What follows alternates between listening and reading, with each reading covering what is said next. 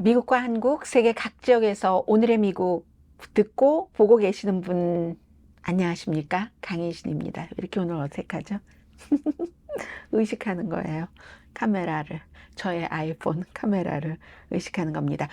자, 오늘 중요한 일들을 쭉 이번 한 주일 동안 일어났었던 일을 여러분들과 함께 정리를 해보는 위크엔드 에디션입니다.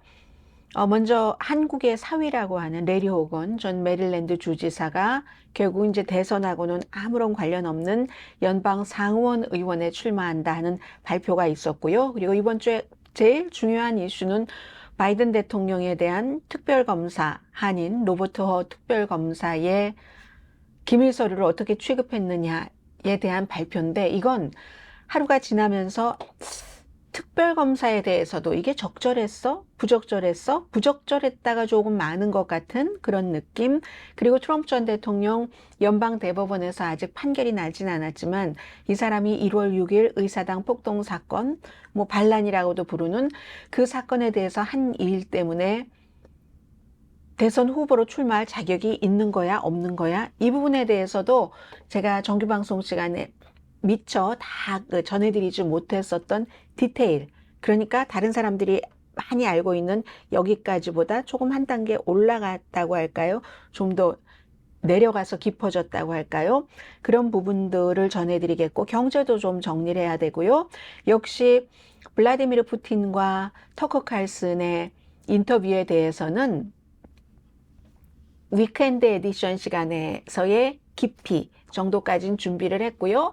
내일 아마 슈퍼볼이 역대 뭐 최고의 시청률이 오르지 않을까. 이건 음모론, 테일러 스위프트 모든 것이 다 정치가 이렇게 뭉개져서 나오는 그런 일들입니다. 자, 먼저 어제 로스앤젤레스 지역에서 지진 느끼신 분들 계세요?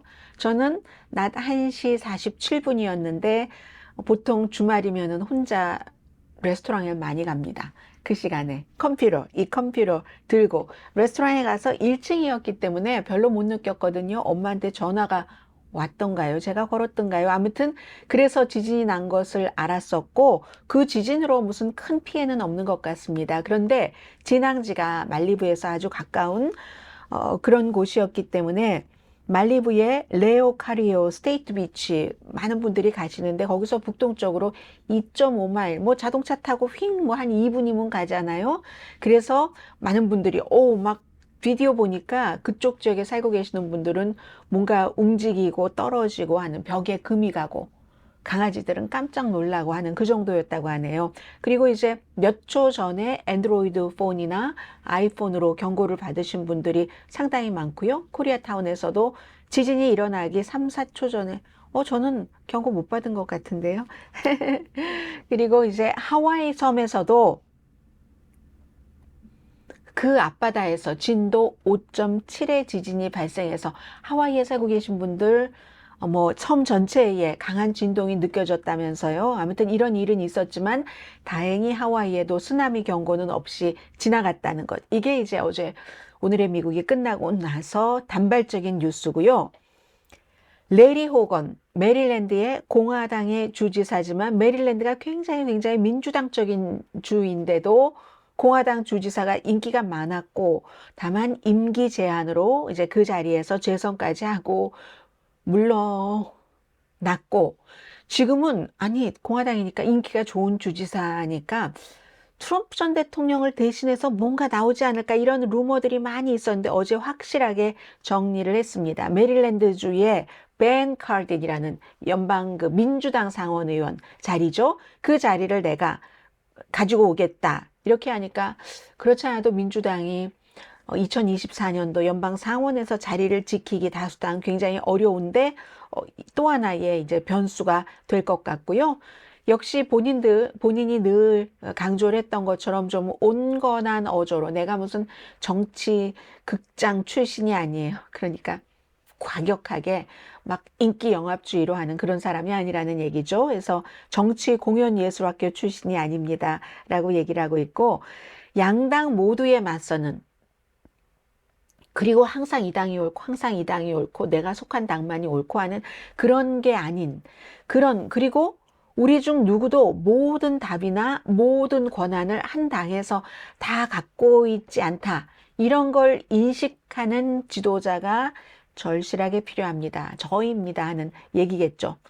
그리고 뭐 전에 아버지도 정치인이었고 뭐 사업가였고 그래서 2014년도 처음 주지사가 될 때는 4%포인트 차이였는데 4년 하고 보니까 재선할 때는 12%포인트 3배나 지지율이 커진 거죠. 그 격차가 3배 많이 벌어진 상태에서 재선됐기 때문에. 그리고 트럼프 전 대통령에 대해서는 가혹하게 비판을 했었고 미국에서 가장 인기 있는 주지사 가운데 한 사람이었고 2023년도 그 자리에서 이제 나왔습니다. 그래서 아마도 노 레이블이라는 공화도 아니고 민주당이 아닌 제3당의 후보를 내려고 하는 그 그룹에서 레리 호건을 내세우지 않을까? 뭐 이렇게 생각했는데 이제 그것은 끝나버린 일입니다. 민주당이 사실은 지난 뭐 40년 넘게 메릴랜드에서 전체적인 그 연방 선거에서는 이겼는데 글쎄요 2024년도 레리 호건이라는 굉장히 인기 있는 주지사에서 물러난 지도 얼마 되지 않아서 사람들은 기억에 생생하잖아요. 판도를 어떻게 바꿀지 모르겠습니다. 메릴랜드가 아무리 2020년도에 바이든에게 표를 어느 정도 많이 줬냐면요. 트럼프 전 대통령에 비해서 33%포인트 더 많이 바이든 대통령이 받았을 정도로 민주당 성향이 강한 주이지만 11월 달에 그 레리 호건 전 주지사가 상원 선거에 나간다고 하니까 이거는 어떻게 될지 굉장히 좀 사람들이 아주 핫 이슈로 보게 될 그럴 그 선거구입니다. 자, 그리고 이번 주에 가장 큰 이슈, 만약에 예를 들어 한국이나 다른 나라 같으면 이런 커다란 이슈가 있을 때 그럴 힘이 있는 사람이 있으면 또 다른 이슈로 덮었을 겁니다. 바이든 대통령에게 너무나 나쁜 뉴스였기 때문에 maybe 바이든 측에서 백악관 측에서 뭔가를 확 더 큰 뉴스로 덮을 수도 있었는데 그렇지 않았습니다. 바이든 대통령이 기밀 서류를 잘못 취급했는가 하는 것을 바이든이 지명을 한 메릭 갈란드라는 연방 법무장관이 지난해에 로버터라는 특별검사를 지명을 해서 수사를 해봐라 하고 허락을 했습니다. 특별검사를 놓고 안 놓고는 법무장관의 권한이었고 특별검사도 법무장관 아래에 있습니다. 로버터 특별검사는 전에 그 트럼프 전 대통령이 2017년도에 연방 검사로 지명을 했고 일하다가 지난해인가요? 얼마 오래되지 않았어요. 이제 딱 나오고 뭐 법무부에서 나오고 뭐 등등등 해서 아주 유명한 그 법률 회사에서 일하고 있던 그 사람을 로버터를 딱 특별검사로 놓고 그제 이제 로버터 특별검사가 바이든 대통령이 부통령이었을 때와 또 연방 상원 의원이었을 때 그게 끝나고 나서 기밀 서류를 어떻게 다뤘는가 하는 결과를 발표를 했는데 380 몇 페이지니까 저는 기자들도 이거 다 그게 발표되고 나서 다 읽고 기사를 쓴 기자 한 명도 없다고 생각됩니다. 383페이지면 그 트랜스크립이 발표되고 그 보도 기사 쓰고 하는 시간에 아무리 계산을 해봐도 안 되거든요. 속독으로 읽어도 안 되기 때문에. 그런데 제일 중요한 건 기소하지 않았다. 기소하지 않은 과정을 이유 등을 설명하는 것에서 아마도 기소를 한다 하더라도 배심원 앞에 가면 배심원들이 바이든 대통령을 나이 들고 동정심 많고 아주 선의가 있는 기억력이 아주 나쁜 올드맨 나이 든 사람, 노인 이렇게 생각을 해서 결국은 유죄를 주지 않을 것이다 라고 판단을 했다는 겁니다. 그래서 기소하지 않기로 결정을 했다고 얘기를 했어요. 바이든 대통령이 일부 기밀 서류를 의도적으로 가져갔고 그 의도적으로 가져간 기밀 서류에는 뭔가 노트 같은 것도 자세히 적혀 있었다고 얘기를 합니다. 그러니까 점점 기억력도 나빠지고 하는 바이든 대통령이 나중에 회고록 같은 것을 쓰기 위해서 의도적으로 가져갔다 이렇게 판단을 한 거죠. 그래서 회고록 작가와의 인터뷰도 했다는 겁니다. 바이든 대통령도 특별검사 측과 인터뷰를 했습니다. 지난해에 하마스가 이스라엘을 딱 친 날이 10월 7일인데 미리 잡혀 있으니까 아마 조정이 불가능했던 것 같죠. 10월 8일과 9일 이틀 동안에 5시간 바이든 대통령 그때는 잠도 못 자고 중동과 전화해 어디와 전화해 유럽의 동맹국들과 전화를 해서 이 문제를 어떡하지 어떻게 하면 그때는 100% 이스라엘을 도와주지 온통 머릿속에 그것만 들어있었을 때였겠죠. 그때 우리가 인터뷰를 해보니까 바이든 대통령이 부통령을 언제 그만뒀는지도 그리고 아들 보 바이든이 언제 숨졌는지 정확한 연도를 기억하지 못하더라. 그래서 선의가 있는 뭐 나이든 기억력이 나쁜 그런 사람 이렇게 이제 그 인터뷰를 한 특별검사 측도 판단을 했다는 겁니다. 그리고 배심원도 그렇게 판단을 할 것이다 해서 유죄가 안 나올 것이다.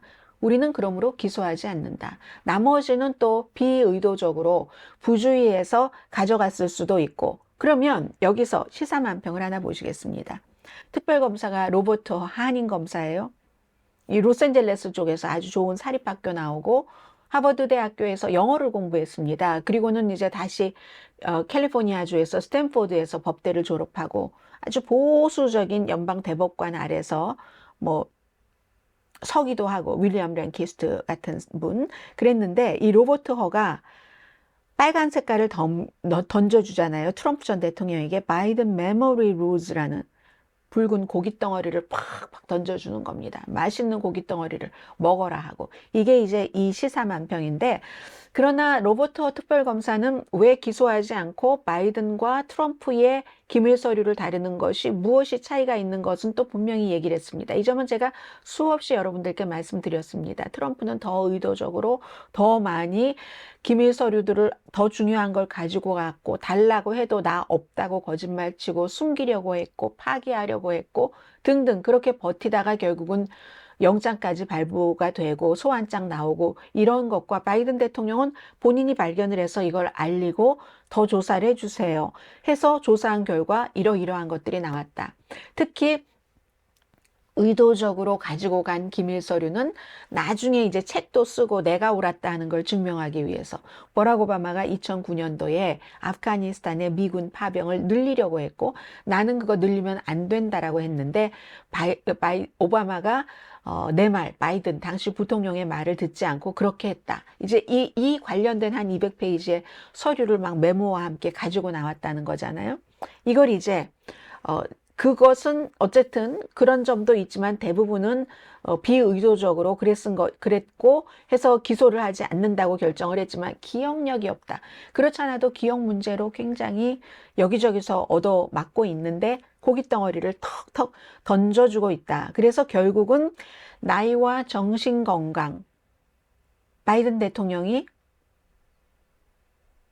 5년이네요. 지금도 거의 1년 남았으니까 계속 대통령을 할 수 있는가. 공화당의 화두를 붉은 고기를 쫙 던져준 겁니다. 그러니까 뭐 케첩 좋아하는 트럼프 전 대통령이 아래서 케첩 뿌리고 먹을 그럴 그 준비를 하고 있네요. 어쨌든 그럼에도 불구하고 이 사람의 의도는 분명합니다. 이러이러한 것 때문에 우리도 해보니까 기억력이 없고 그의 전기 대필 작가도 그렇게 얘기했으니까 배심원들도 그래서 그런저런 뭐 선의로 그 정도 가져갈 수 있지라고 판단을 할 것이라는 본인의 그 추정 아래에 기억력이 없는 나이 든 사람이다. 올드맨이다. 라고 얘기를 했다는 겁니다. 오늘 아침에는 대체적으로 사람들이 그럼에도 불구하고 로버트 허 특별검사는 선을 넘었지. 어제 바이든 대통령 얘기 들어보셨잖아요. 아니 내가 내 아들이 언제 숨졌는지를 왜 다른 사람에게 리마인드를 받아야 되지? 그리고 연도 같은 이런 것들은요. 저는 정말 기억력 없거든요. 정말 몰라요. 여러분들이 상상하시는 이상, 초 이상으로. 그렇지만 특별검사팀들은 그런 것들을 굉장히 기억을 잘하는 사람들이겠죠. 어쨌든 그런저런 이유에도 불구하고 이건 선을 넘었다. 그냥 딱 기소한다. 왜 안 하냐. 이렇게 하면 됐지. 상상력으로 배심원들이 어떻게 할 것이다. 이 사람이 이런 기억이 없어서 이렇게까지 말할 그건 이제 모욕이라고 생각을 하는 겁니다. 법을 잘 아시는 분들이. 물론 연령 자체를 언급하는 건 타당합니다. 나이가 너무 많이 드신 분이 재선에 또 나가고 그렇지만 또 기억력은 흐려질 수 있어요. 젊은 사람도 기억 못하는 저 이름 같은 거 기억 정말 못하는데 기억력은 흐려질 수 있지만 판단력은 아직까지는 훌륭하다라고 보는 사람도 많습니다. 왜냐하면 그러면서 기자회견할 때도 LCC 이집트 대통령을 멕시코 대통령이라고 얘기했다고 뭐라고 하지만 그 내용을 쭉 들어보면 이 사람이 누구에 대해서 하는 말이라는 내용은 또 정확하거든요. 저도 어제 여러분들께 방송 드린 것 가운데 하나가 나중에 보니까 육자가 들어가는 거예요. 근데 그 내용이 뭔지도 저도 벌써 잊었잖아요. 육자라고 해야지 되는데 분명히 육자라고 생각하고 말했는데 칠자를 얘기를 했습니다. 제가. 그래서 나중에 제가 그 칠자 하나를 드러냈거든요. 방송하면 저는 거의 뭐 광고만 빼고 올리지 그 편집하는 적이 없는데 그렇게 광고를 빼는 과정에서 제가 6인데 7로 착각도 아니에요, 그건. 6이라고 생각하고 말했는데 제 입에서 7이라고 나가더라니까요. 이런 일은 있을 수 있다. 그래서 기억력은 흐려져도 판단력은 괜찮을 수도 있다라고 생각해 주는 사람도 있지만 바이든 캠페인에는 굉장한 타격이 되는 겁니다. 어제 무슨 PBS 방송 저녁 뉴스 보니까 나이가 많은데 대통령이 돼서 3년 동안 놀랄 만한 여러 가지 기록을 세웠다. 그리고 예전에 무슨 레이건 대통령이 될 때도 그때도 그 수십 년 전에 그 나이가 굉장히 많은데도 그런 걸 가지고 뭐라 그랬던 사람이 없다. 뭐 이런 얘기를 하는 사람들도 있고 민주당은 로버트 허의 기억력이 너무 없어. 이런 말은 너무 쓸데없다. 부적절하다라는 비난.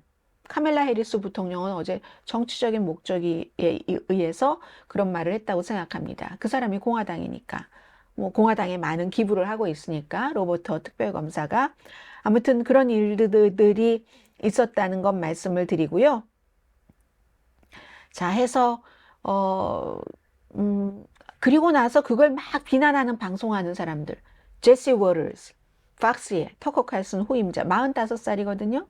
그런데 바이든의 그 약화된 기억력을 막 조롱하는 거 아시죠? 엄청 조롱하다가 본인도 사우스다코타 주지사를 사우스캐롤라이나 주지사라고 얘기하던데요. 뭐. 이 사람이 모르지 않았을 겁니다. 그냥 말하다 보니까 사우스다코타 주지사, 크리스티 노엠 사우스다코타 주지사 이렇게 얘기해야 되는데 사우스캐롤라이나 주지사 이렇게 얘기를 하더라니까요. 마이크 존슨 이 사람도 젊습니다. 공화당의 연방 하원 의장 이스라엘과 이란을 막 혼돈해요. 얼마 전에 몇 개월 전에 우리가 이스라엘을 강하게 지지했었다. 뭐 이런 것. 이란을 지지했었다. 이렇게 얘기를 합니다. 바이든이 이렇게 얘기했으면 난리 났었을 겁니다. 그런 일들이요. 그리고 바이든 현 대통령은요, 2008년에도 그랬어요.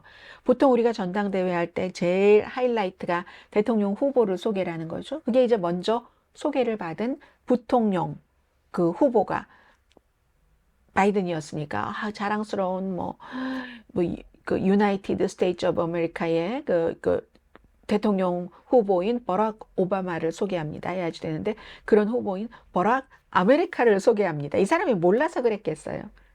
그렇게 이제 원래 말 실수를 잘하는 사람이기도 하고 아무튼 그러나 우익 언론에서는 이 특검의 발언이 아주 당연하게 정면에 등장을 할 수가 있고 이제 이걸 그동안은 주류가 아니었는데 바이든이 말이야 불안해 이름도 있고 이게 이제 주류로 밀어 넣은 겁니다. 그런 것들. 그랬더니 이런 시사만평이 나오네요. 트럼프 전 대통령이 옆에서 빙빙봉봉 빙봉 빙봉 이 말이 아무 뜻도 없습니다. 트럼프 전 대통령이 2015년도에 막 그때 후보였으니까 대선 후보 힐러리 클린턴 그리고 같은 당의 후보였던 제프 부시 뭐 아버지 부시의 둘째 아들 첫 번째 아들 대통령을 한 조지 부시보다 훨씬 똑똑하다는 제프 부시 이런 사람들 막 비난하고 뭐 기부자와 관련해서 그런 것을 말하는 과정에서 그냥 아무 말이나 막 한 거예요. 의성어예요. 그냥 아무 뜻도 없는 무슨 뭐 빙빙 봉봉 빙봉 빙봉 그 뒤부터 그런데 이제 그게 그 당시에 뭐 만화 영화에서도 그런 말이 있었기 때문에 트럼프 전 대통령이 얘기했는지 모르지만 이 시사만평가는 트럼프 전 대통령이 빙봉 빙봉 의미 없는 말 횡설수설 뭐 예를 들어서 무슨 하이드록시 클로로킨을 뭐 먹으라든가 아니면 항생제로 우리 클로락스 그 블리치를 먹으라든가 뭐 이런 그런 얘기가 얼마나 위험한 거예요. 사람 이름 바꿔 말하거나 이런 것보다 그럴 때는 아무것도 안 하다가 바이든 대통령이 얘기하잖아요. Look, Biden has a memory. 그 기억 문제가 있다는데요. 답변 좀 해주세요. 막 이렇게 얘기하니까 바이든이 come on 하면서 맨 아래 보면은 미디어의 memory problem. 트럼프 전 대통령의 그런 것은 하나도 상관도 안 하고 잊어버리고 바이든 대통령의 그런 거. 그리고 트럼프 전 대통령도 요즘은 니키 헤일리와 낸시 펠로시를 혼돈한다던가 이런 혼돈하는 것들이 무척 많아집니다. 그러니까 어떤 사람들은 클로락스를 항생제로 쓰라고 하는 사람이 더 위험한가? 이름을 잠시 혼돈하는 사람이 더 위험한가? 법정에서도 내 타입이 아니야. 여자를 가리켜서. 그거는 이제 말 실수도 아니고 정신 상태잖아요. 그래서 많은 사람은 이런 정신 상태를 가진 사람보다는 이런 차라리 말 실수를 한 사람이 낫다라고 얘기하는 사람도 있지만 이번에 한인 로버트 특별검사가 바이든 대통령을 기억력이 없는 뭐 선의를 가진 노인네 이런 식으로 얘기한 거잖아요. 올드맨.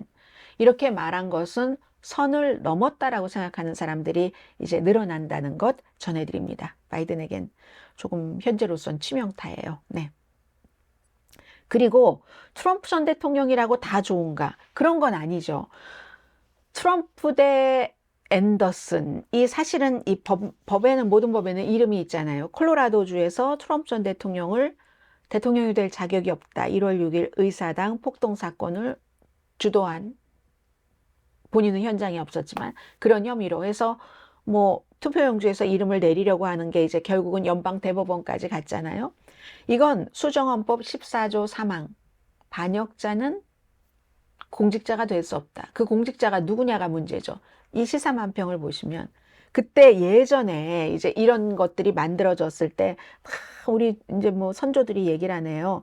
우리가 여기에 특별하게 공직자라고 하는 것에 대통령 프레시던트라고 넣어야지 돼. 이 반란 이거 했을 땐 그거 할 수 없다는 걸 이렇게 얘기하니까 세 사람 앉아 있는 한 사람이 오른쪽에서 그러잖아요.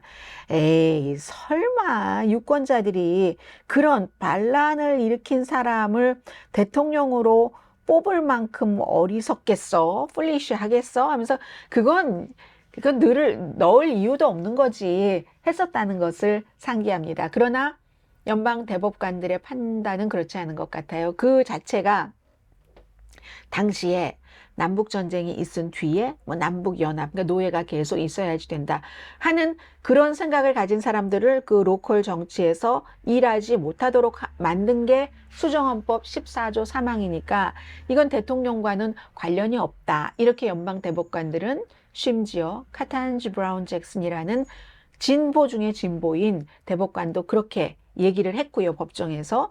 그러나 많은 사람들은 아니, 이런 얘기를 하는 거죠. 이 시사만표. 그게 그렇다고 생각을 했겠어? 그냥 로컬 작은 정치에서나 일어날 일인 거지. 뭐 조지 산토스 예를 들면 뉴욕의 거짓말 대장 뭐 이런 식으로 했었다고 얘기를 하는 사람. 그러면 작은 거에는 해당되고 큰 건 해당되지 않으면 그 법이 뭐가 그렇게 의미 있는 법이야? 이렇게 얘기하는 사람들도 있습니다.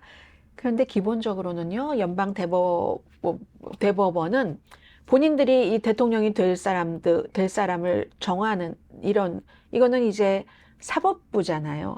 우리는 그런 것을 하는 것을 꺼리는 것 같고, 그래서 결국은 트럼프 전 대통령에게 유리한 판결을 내릴 것으로 봅니다. 다만, 9대0 만장일치냐 아니면 8대1 소니아 소토마요르가 별 얘기를 안 하고 있기 때문에 8대1이냐 이 정도인 것 같거든요. 트럼프에게 유리한 판결 그냥 이름은 거기 둬야지 돼. 우리가 판단할 게 아닌 것 같아. 그걸 의회에서 판단한다던가 유권자가 판단한다던가 하는 거지 우리 사법부는 아닌 것 같아. 근데 이제 방법을 지금 고민하고 있는 것 같고요. 아무튼 그런데 시사만평을 보시면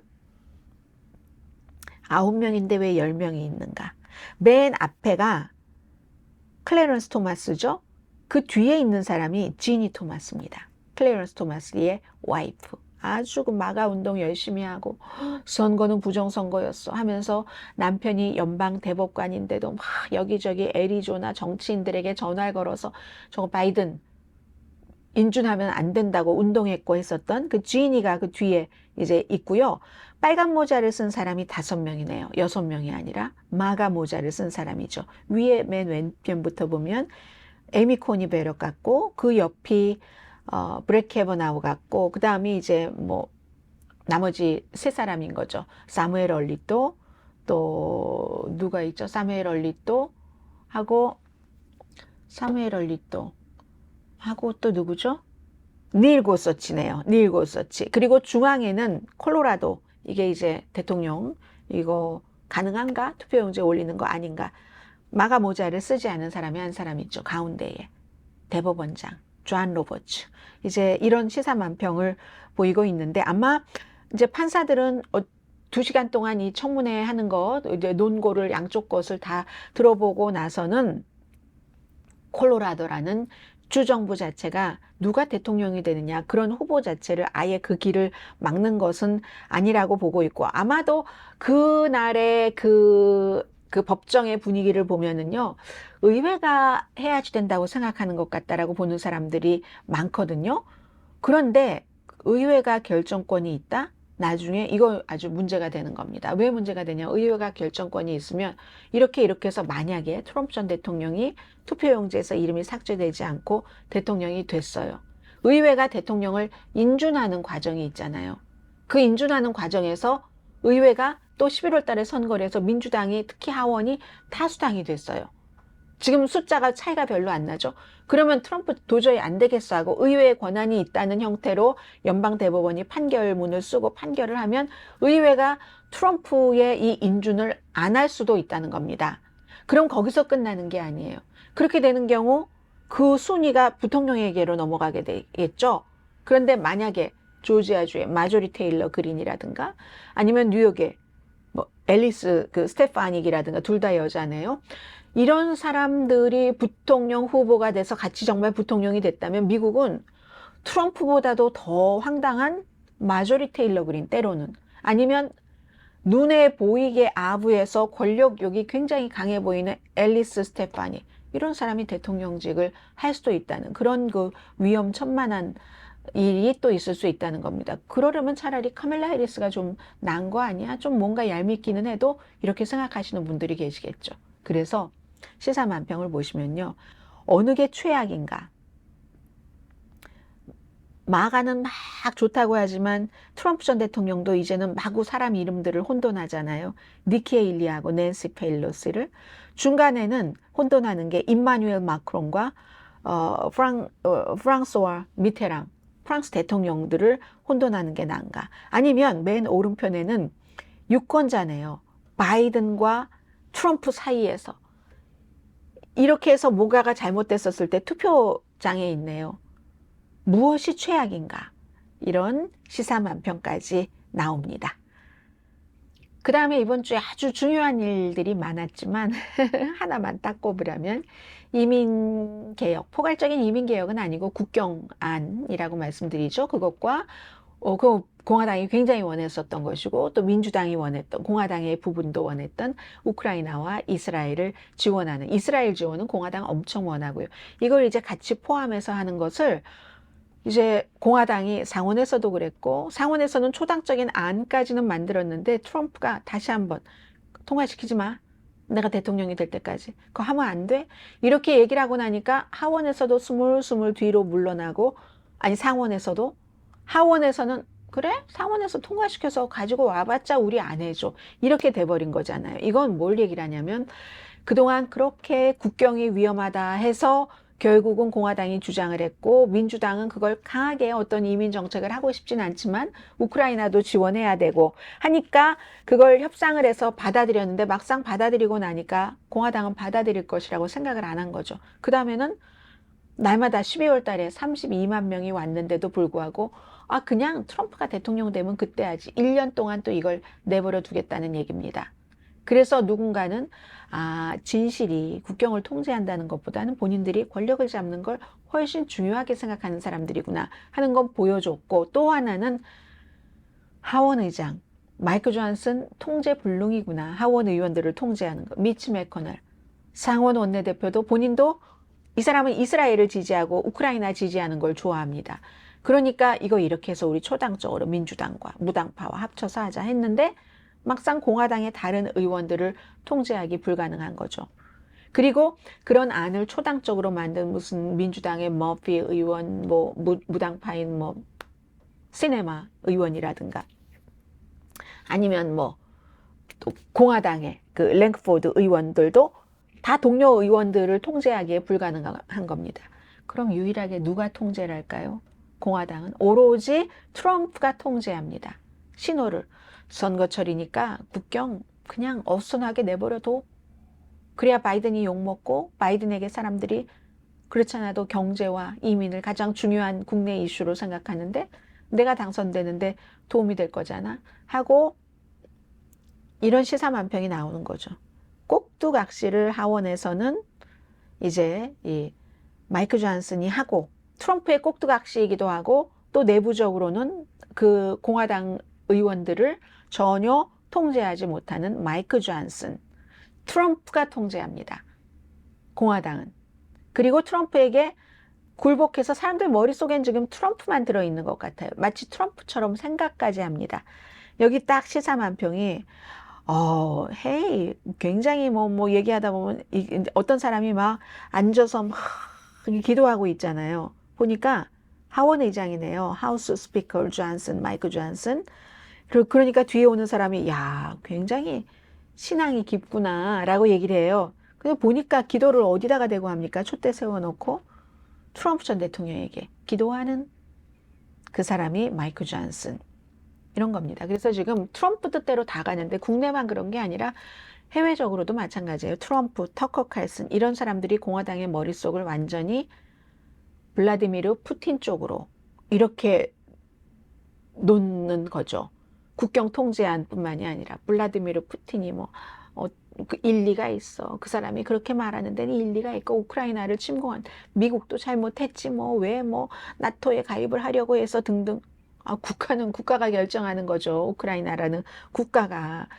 그래서 미국이 세계적으로 신뢰를 잃고 그리고는 고립돼 가는 이런 것들. 트럼프의 마음과 머리를 그대로 지금 공화당이 닮아가고 있습니다. 이건 공화당이신 분들은 굉장히 신경을 쓰셔야지 되는 그런 이슈고요.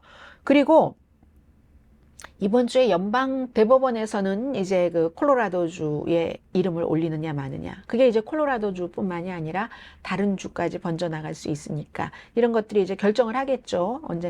언젠가일지 모르지만 곧 하라고 압력을 많이 넣고 있는데 연방 항소법원에서는 이런 판결을 내렸잖아요. 3명이 전부 워싱턴 DC의 1월 6일 의사당 사건 이런 것에 대해서 대통령은 대통령이었을 때 했었던 일은 면책 특권이 있다. NO. 항소법원이 NO라고 만장일치로 판결을 했잖아요. 그런데 이걸 팍스는 얼만큼 보도를 했냐면 팍스는 늘 욕을 합니다. 무슨 워싱턴 포스트가 어떻고 뉴욕타임즈가 어떻고 이렇게 얘기를 하지만 세계의 모든 중요한 사람들이 본인들의 의견을 발표할 때는 워싱턴 포스트 아니면 뉴욕타임즈입니다. 뉴욕타임즈가 제일 많죠. 그리고 그 다음에 워싱턴 포스트, 가끔 월스트리트 저널 이렇게 되죠. 그런데도 늘 주류 언론이 이렇게 비난하잖아요. 이 항소법원에서 트럼프 전 대통령일 때 썼던 건 대통령 법 위에 사람 없다는 똑같은 일반 대중이 받는 그 법의 잣대에서 대통령도 취급받아야지 된다. 대우받아야지 된다. 그런 거잖아요. 그런데 이 내용이 불리하다고 생각했기 때문에 박스뉴스는 그날 2월 6일 판결이 나온 날이거든요. 10분 보도를 했습니다. 그에 비해서 CNN 방송 1시간 39분, MSNBC 1시간 34분. 이건 이제 미디엄 에러라고 이 언론에 관련된 이제 그런 매체에서 조사를 해놓은 거다 말씀을 드리고요. 조금 이슈 바꿔서 이자율 경제로 가보겠습니다. 연방준비제도가 올해 분명히 이자율을 내릴 계획은 갖고 있습니다. 다만 3월달 19일과 20일 공개시장위원회 때는 아니다. 이런 것 같고 어느 시점에 시작은 한다 하는데 이제 금리를 낮추면서 경제가 더 활성화될 것이다. 주식시장도 더 활발해질 것이다. 이런 생각들을 하는 사람이 많고 금리를 낮추기 시작한다면 그 낮춘 영향이 이 메인스트림에 미치는 데는 한 1년 정도는 걸립니다. 이자율을 이건 내릴 때 올릴 때 다 마찬가지잖아요. 그렇지만 주식시장은 즉각 반응하죠. 이자율 내리면 그동안 뭐 저축 이자율이 높아서 그곳에 넣었던 돈이 다시 또 주식시장으로 오겠죠. 그렇기 때문에 지난해에 연방 준비제도 의장 제롬 파웰이 뭐 추가로 금리 인상을 한다 뭐 이런 발표를 하니까 바로 주식시장이 이제 인상한다고 하니까 그 침체에 들어갔고 뭐 이런 일들이 있잖아요. 아무튼 그래서 크레딧 카드, 융자, 학자금 대출 이런 데 이제 돈 더 많이 들어가는 거고 이자율이 높아지면 반대가 되면은 또 이제 뭐 그 반대에 영향이 오는 거고요. 아무튼 그래서요. 그렇습니다. 아무튼 그런 경제는 한마디로 굉장히 부정적으로 생각했었던 사람들조차도 이제는 나는 내 느낌은 아직 그런데 근데 경제가 침체는 아니야. 그냥 건전한 것 같아. 실업률도 그렇고 이렇게 생각을 하는 분위기입니다. 이것도 팍스 보시는 분들은 전혀 팍스는 계속 다른 얘기를 하고 있으니까 그렇고요. 그리고 마지막에서 두 번째 이슈네요. 푸틴과 푸들 누구겠습니까? 푸들 강아지가 터커 칼슨입니다. 푸틴이 뭐 믿을 만한 사람이 아니라는 건 다 알고 있고 KGB 출신이고 터커 칼슨도 믿을 만한 사람이 아닙니다. 푸틴은 기본적으로요.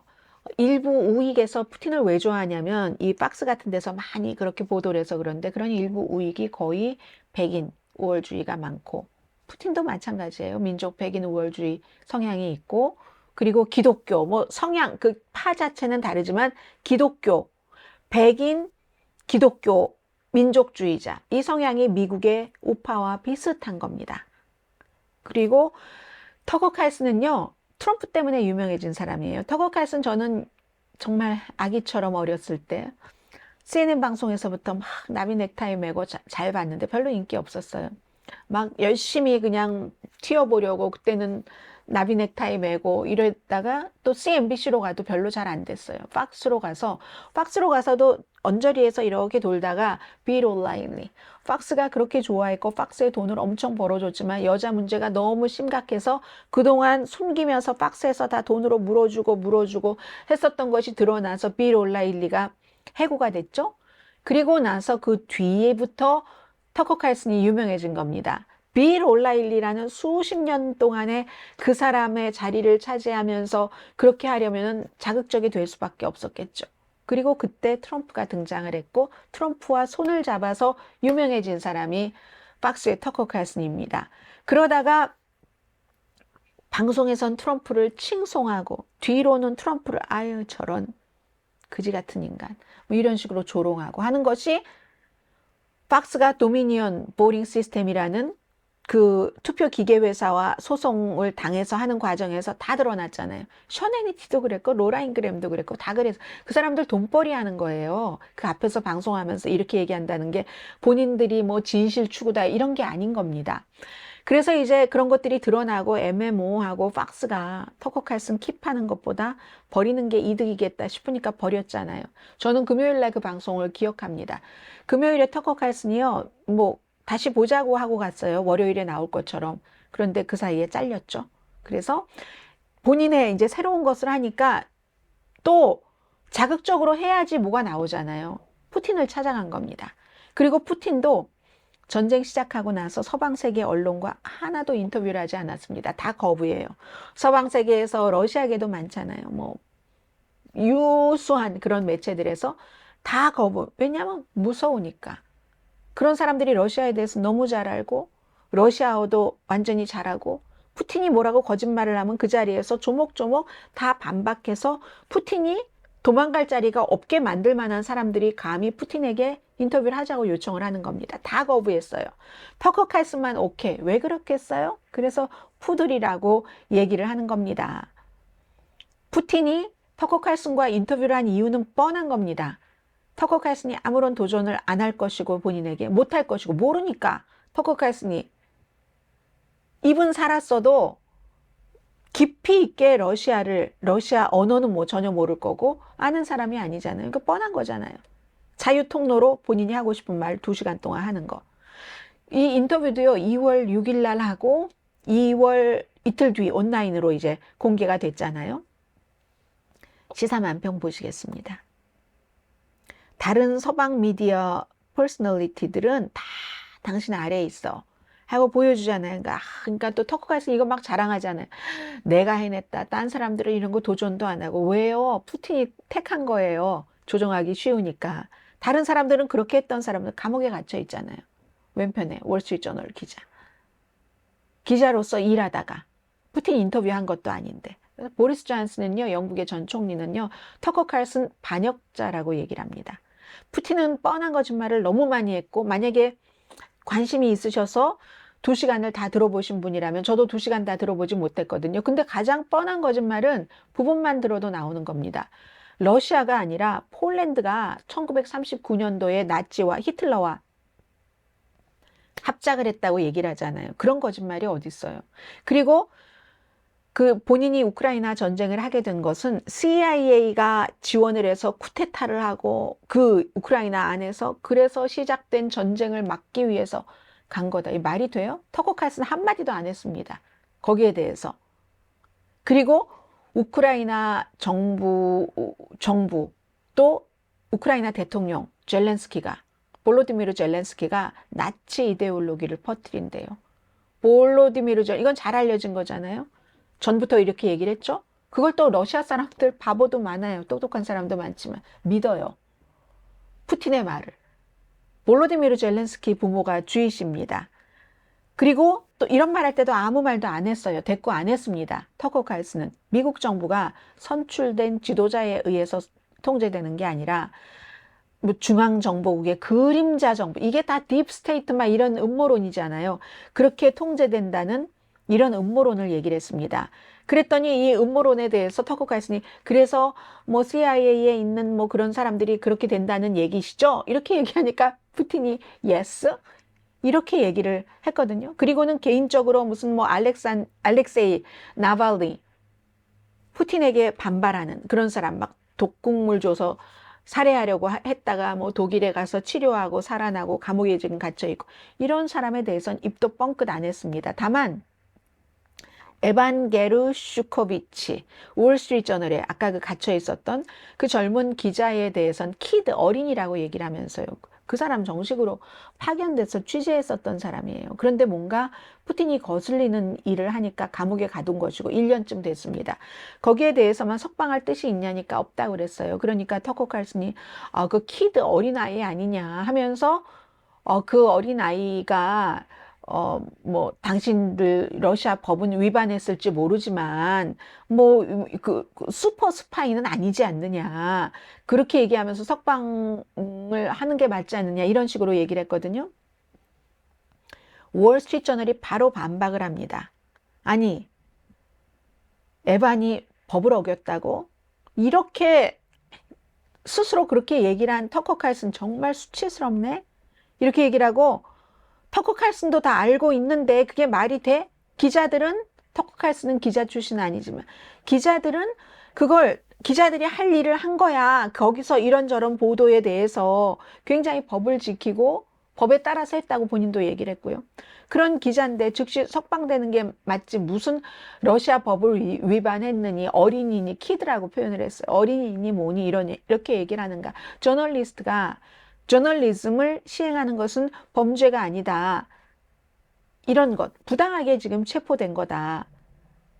즉각적인 석방을 요구한다. 이게 이제 월스트리트저널의 얘기입니다. 그러나 이런 어이없는 여러 가지 푸틴의 막 장황한 30분의 가짜 역사 같은 것을 쫙 얘기를 할 때도 가만히 있는 게 그냥 가만히 있어서 가만히 있는 건지 아니면 몰라서도 두 개 다 섞여 있겠죠.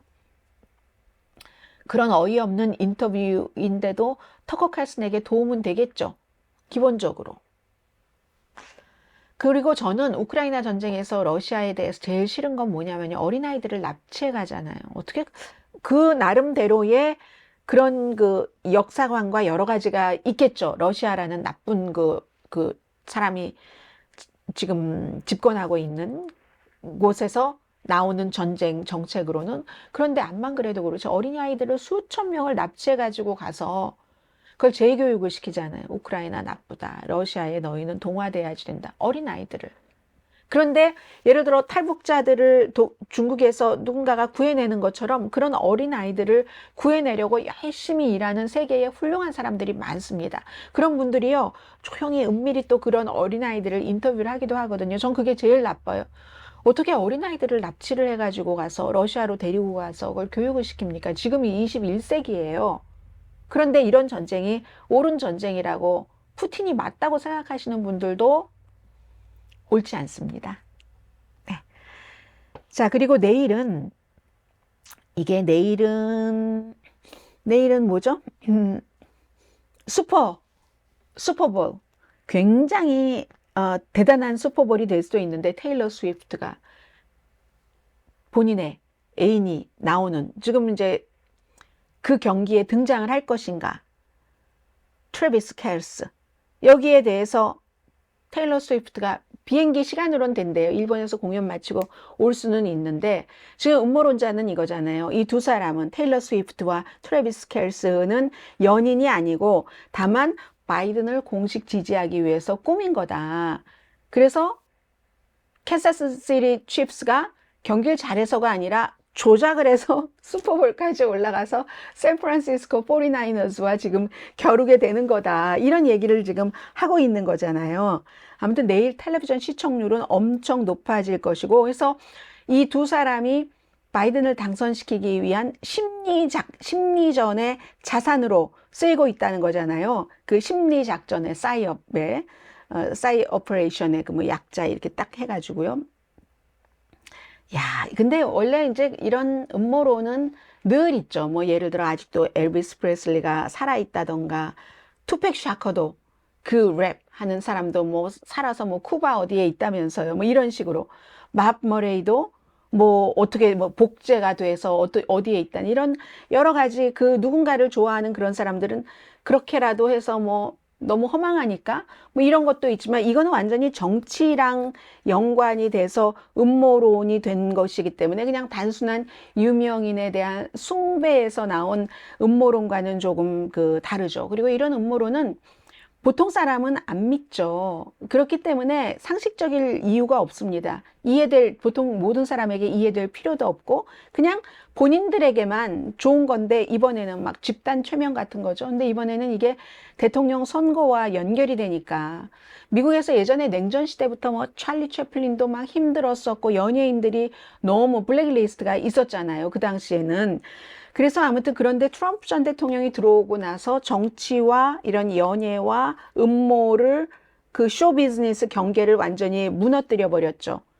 그래서 이제 막 맥주에서부터 음악에서부터 전부 이상한 방향으로 더 새롭고 더 이상한 방향으로 가는 거죠. 그래서 테일러 스위프트가 과거에 바이든 대통령을 지지했다고 싫어하는 그 공화당이 많은데 그런 사람들은 테일러 스위프트가 싱가포르에서 공연을 하면 뭐 싱가포르의 뭐 인플레이션이 높아진다. 그게 원인이다. 그리고 또 뭐도 있었죠. 그리고 무슨 시애틀에서 공연을 하면 지진이 일어난다. 이런 비난들을 아무튼 하고 있습니다. 어쨌든 경기 도중에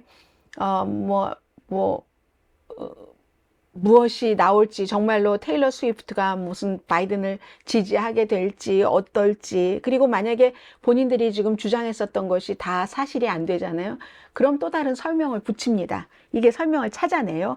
그게 이제 음모론이고 아무튼 테일러 스위프트하고 이 두 사람이 이 젊은 스포츠계의 스타와 그렇죠. 스포츠계의 이 스타와 켈스와 스위프트가 젊은 사람이 사랑에 빠질 수도 있고 그리고 나서 나중에 헤어지면 거봐 이제 바이든을 지지했으니까 헤어지는 거 이렇게 얘기할 수도 있지만 젊은 사람들이 사랑하다 헤어질 수도 있죠. 아무튼 그렇습니다. 칩스가 자신들의 장점으로 슈퍼볼에 진출을 했지 무슨 승부를 조작을 해서 슈퍼볼에 진출을 했다고 믿을 수 있다는 자체가 놀라울 따름입니다. 자, 여기까지 오늘의 미국 위켄드 에디션 마치고요. 내일 오늘의 미국 탑뉴스 브리핑에서 뵙겠습니다. 강혜신이었습니다.